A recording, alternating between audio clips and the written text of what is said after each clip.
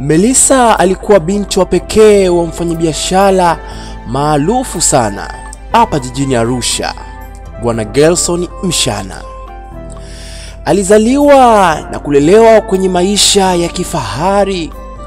Alisoma shule za kimataifa, akaenda chuo Ulaya na kurejea akiwa mrembo wa kuvutia na mwenye akili sana.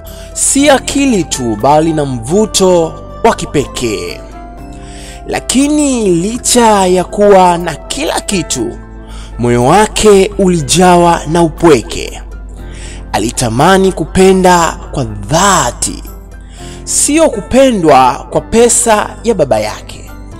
Siku moja alisafiri kwenda Moshi kwa ajili ya mradi wa kijamii aliyekuwa akiendesha kwa niaba ya taasisi ya baba yake.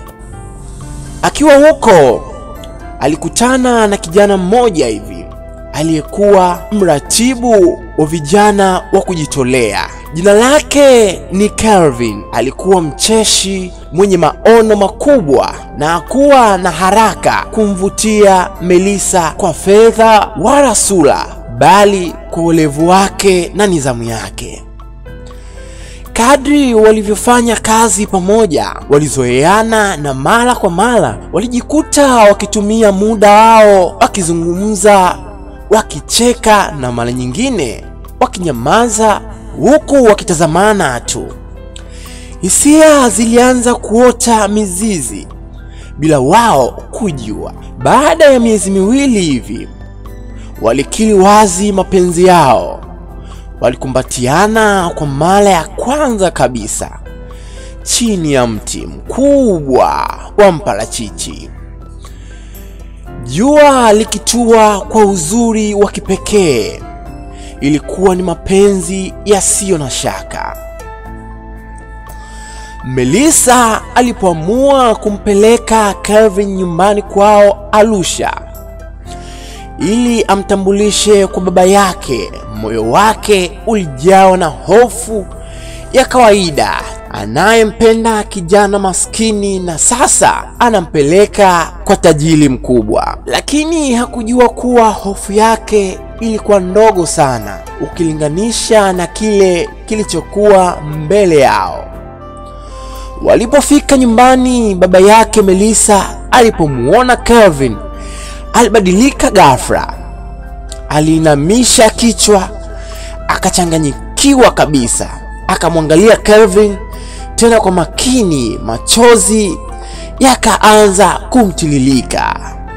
Kelvin alijaribu kusema kwa sauti ikitetemeka. Kijana alijibu, mama yangu alikuwa Jennifer. Alifariki miaka mingi iliyopita kwenye ajali ya gari. Baba alipiga kelele ya huzuni, akaanguka kwenye kiti. Jennifer ndio mpenzi wangu wa zamani. Tulikuwa pamoja kabla ya ajali ya mwaka 99. Tulipotezana siku hiyo. Melissa alihisi mwili wake ukitetemeka. Baba, unamaanisha nini? Kwa sauti ya uchungu na mshangao, baba alisema. Melissa alihisi mwili wake unatetemeka. Alishindwa kuzuia hisia zake. Baba, unamaanisha nini? Kwa sauti ya uchungu na mshangao, baba alisema. Kelvin ni kaka yako. Tuliamini alifariki kwenye ile ajali.